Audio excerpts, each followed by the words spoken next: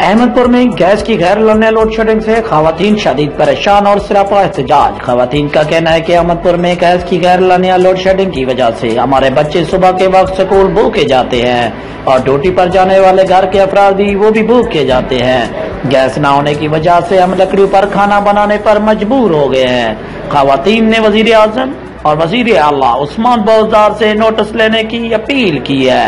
Report Mohammad Ajmal Javed, Soni Sindh news, Ahmadpur, लम्मा।